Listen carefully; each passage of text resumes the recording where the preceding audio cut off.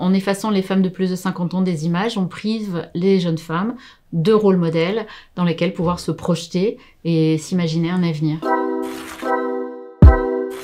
Honneur aux femmes de plus de 50 ans dans le monde du cinéma et TV. Les actrices Angela Bassett, 64 ans, Jennifer Coolidge, 61 ans, et Michelle Yeoh, 60 ans, sont récompensées aux Golden Globes Awards. Les seniors femmes peuvent aussi être des rôles modèles au cinéma. C'est très beau de voir des femmes qui, à des âges comme ces trois actrices en question, qui ont des carrières longues derrière elles et qu'on peut s'identifier et se dire c'est possible, tenons le coup. Moi, c'est ce que je me dis tous les jours. Les personnes racisées représentées au cinéma français en 2019 étaient majoritairement jeunes. Les rôles donnés à des femmes racisées de plus de 50 ans en 2019 dans le cinéma français, c'est 1%. Et là, on voit bien qu'en fait, l'agisme, ça vient compléter de manière majorée le racisme. Moi, j'avoue que quand je suis arrivée en 95 et que j'ai commencé à travailler, je voyais qu'il n'y avait pas d'autres actrices noires en France. Et au fur et à mesure, on a commencé à être plus nombreuses, etc.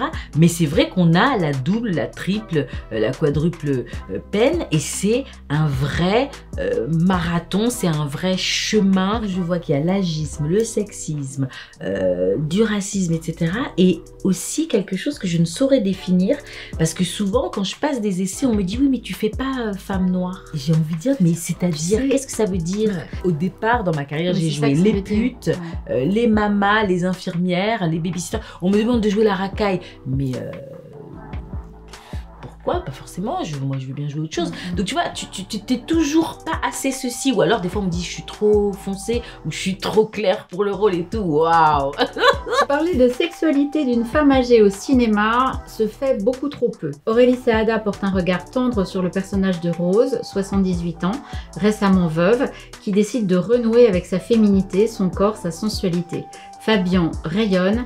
Un joli premier film. L'intérêt des films comme Rose, c'est effectivement de montrer qu'une femme peut être désirable quel que soit son âge. La femme désirante, passé 50 ans, elle est souvent cantonnée au rôle de cougar. C'est un rôle de monstre, la cougar, toujours. Hein. Quand pour un homme de plus de 50 ans, c'est juste normal. Il n'y a pas de nom, c'est-à-dire qu'il y a le mot cougar, mais il n'y a pas dans l'autre sens, quoi. Allez, c'est parti. Hello. Souvent, les femmes dans les films sont de plus de 50 ans. Elles sont un peu les folles.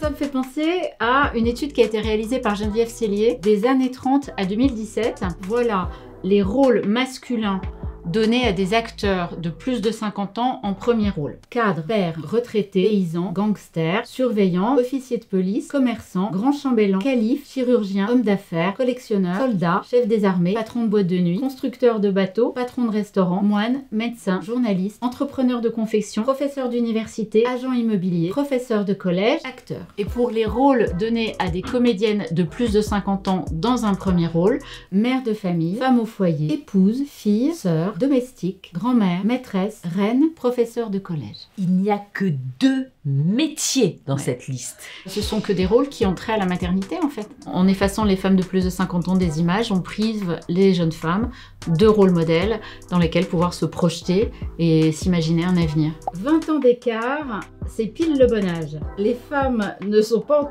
encore trop dégueu et les hommes sont mûrs comme du bon vin.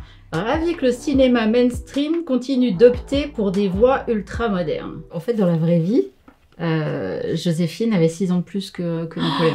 En fait, ça fausse la vérité pour créer un imaginaire qui n'est pas réel. L'écart d'âge en moyenne entre les comédiens et les comédiennes est de 10-15 ans. Alors que dans la vraie vie, selon l'INSEE, l'écart d'âge des couples, c'est moins de 2 ans. Quand un homme de plus de 50 ans a une jeune femme à son bras dans un film, c'est un film. Quand une femme de plus de 50 ans a à son bras un homme plus jeune qu'elle, alors c'est le sujet du film. C'est des stéréotypes sexistes qui sont hérités de tout le cinéma hollywoodien, du cinéma français de l'entre-deux-guerres, où les comédiens étaient plus âgés que les comédiennes. On le sent quand on est comédienne dans le métier, dans la tranche 20-27, où là on est majoritaire, les femmes. Passé cette tranche-là, les femmes vont avoir tendance à diminuer, alors que les hommes vont augmenter. Ce sont pour l'instant encore beaucoup les hommes qui ont le pouvoir dans ces métiers-là. Et ces êtres de pouvoir qui sont souvent des hommes vont piocher dans la jeune génération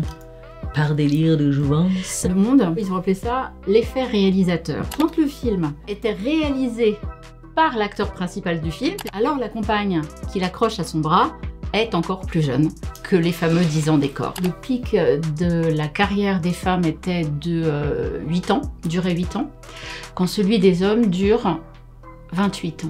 Ça pousse au jeunisme par rapport aux femmes. Au bout d'un moment, tu te rends compte que tu ne peux pas transmettre ce que c'est que d'être une femme de 50 ans. Parce qu'on dirait qu'avoir 50 ans, tout d'un coup, ta vie s'arrête. Alors que c'est pas vrai. Des fois, au contraire, c'est même un moment où tu es dans un épanouissement. Et au niveau de notre métier, en tant que comédienne comme en tant que comédien, plus on avance son âge, meilleur on est. Donc, qu'est-ce que ça veut dire un cinéma qui invisibilise les femmes à l'heure de leur puissance? Cinéma, 8% des rôles pour les femmes de plus de 50 ans, alors qu'elles représentent 25% de la population. Aujourd'hui, en France, une femme majeure sur 2 a plus de 50 ans.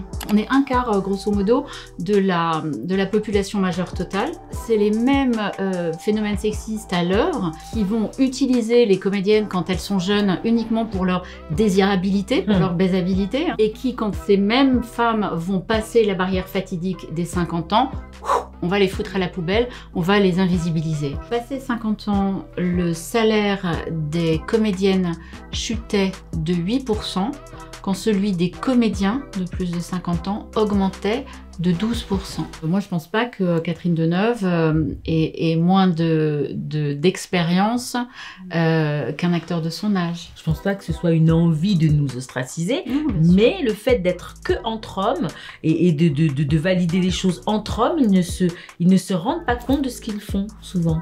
Et qu'il y ait de plus en plus de réalisatrices, de productrices, de femmes qui se mettent aussi de ces côtés-là. Parce qu'il n'y a pas assez de femmes de pouvoir finalement qui peuvent insuffler quelque chose de nouveau ou de pouvoir écrire des scénarios basés justement sur une femme de plus de 50 ans, qu'est-ce que c'est, qu'est-ce qu'elle vit. Les rôles donnés à des femmes de plus de 50 ans dans les films de réalisatrices, c'est 8% de l'ensemble des rôles. Wow. C'est-à-dire que par rapport aux 7% de la moyenne de l'ensemble des films français, c'est pas beaucoup plus. En revanche, les rôles donnés aux hommes de plus de 50 ans, c'est à peu près la même chose, je crois de mémoire, c'était 7,5. Donc ça veut dire que les réalisatrices, elles ont une vision égalitaire des hommes et des femmes de plus de 50 ans. Le cinéma est le miroir de la réalité. Un médium transparent reflétant notre monde. Pourtant, en 2021, on galère encore à trouver des femmes âgées, des personnes handicapées ou bien queer. Il y a une vraie crise de la représentation dans l'art qui est censée en proposer le plus. Tu as tout dit, mon coco. Le cinéma, c'est quelque chose d'artistique. Alors le problème, c'est toujours ça, c'est qu'on nous renvoie à la liberté du créateur. Mais malgré lui, il n'échappe pas au fait qu'il va être porteur de normes, vecteur de valeurs. Et donc notre inconscient collectif autour des femmes de plus de 50 ans, elle va se construire autour d'un vide. On a édité un manifeste dans lequel on propose des actions. Quand ça ne change rien à l'histoire, voilà ce qu'on pourrait faire et qui pourrait favoriser peut-être la visibilité des femmes de plus de 50 ans. La plupart du temps, dans un scénario, vous allez voir l'avocat, le commissaire de police. Donc, oui, inconsciemment, tu vas caster un homme. Donc, pour ouvrir les possibles, l'idée, c'est simplement de mettre avocat, entre parenthèses, F/H. C'est-à-dire que blanchiment des personnages, masculinisation des personnages, il faut que ça s'arrête, qu'on aille vers une ouverture. Et nous, on a un peu milité aussi pour qu'il ne soit pas écrit. Avant, c'était carrément la black. Bon, ça c'est bon, ça commence à s'arrêter. Donc, on a réussi à faire un peu changer ça avec le collectif, avec Aïssa Maïga, etc. dans le Pas mon métier. On est en train de parler d'art, donc de quelque chose qui normalement devrait être dans une ouverture totale, et on se rend compte que c'est au contraire qu'on est obligé d'avoir des actions et des débats et de faire prendre conscience à des personnes que la façon de représenter le monde n'est pas la bonne. Le cinéma aujourd'hui, il est en retard sur la société. C'est ça! Il est complètement en retard. On parlait sur la question tout à l'heure des cuirs ou des handicapés. Je trouve que vraiment la génération nouvelle de 25-30 ans là est très inclusive, et il faut continuer comme ça. Il faut pas lâcher l'affaire. Ça va finir par se décanter. On va finir par avoir un monde beaucoup plus égalitaire, que ce soit dans l'art, dans le cinéma ou dans la vie de tous les jours. Au revoir, mademoiselle. Au revoir, mademoiselle.